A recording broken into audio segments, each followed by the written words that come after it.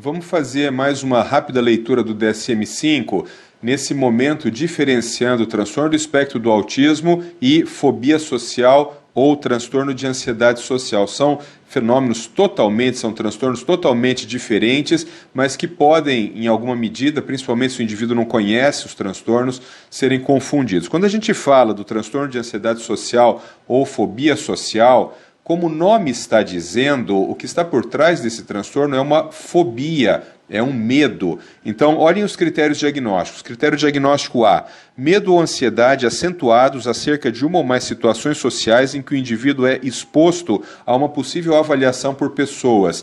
Então, aquele indivíduo que não é que ele não saiba, não é que ele não queira estar com outros indivíduos. É aquele indivíduo que ele sente medo, um medo fóbico, de estar na presença de outros indivíduos, com medo do julgamento crítico dessas outras pessoas.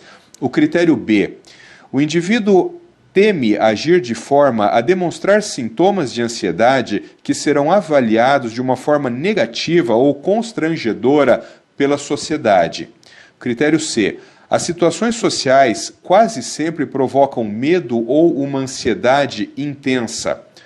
Critério D: as situações sociais tendem a ser evitadas ou suportadas, mas quando elas são suportadas com um medo intenso e gerando ansiedade intensa. Critério E: o medo ou ansiedade é totalmente desproporcional à ameaça real apresentada pela situação social. Então vamos lá. Qual que é a diferença básica entre o transtorno de ansiedade social ou fobia social e o transtorno do espectro do autismo? No transtorno do espectro do autismo existe uma falta de volição, então muitas vezes uma falta de iniciativa para começar uma relação social, ou existe uma inabilidade social para iniciar, manter e terminar uma relação social.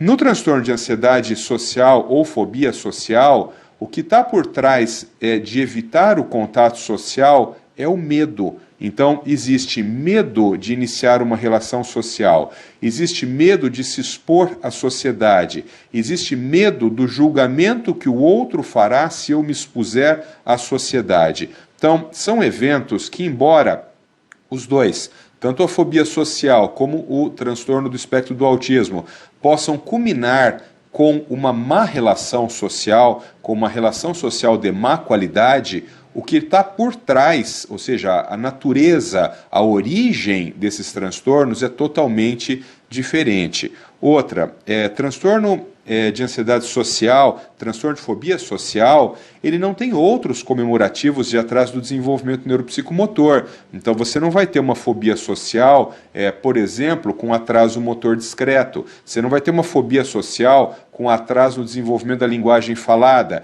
A fobia social, ela não tem as comorbidades que o transtorno do espectro do autismo tem, como, por exemplo, a deficiência intelectual. Pode ser também um transtorno comórbido. Uma outra questão é que você pode, em casos mais raros, ter a comorbidade entre autismo, e isso é muito complicado, entre o autismo nível 1, o transtorno do espectro do autismo nível 1, com fobia social. E nesse caso é muito importante que você separe essas duas situações.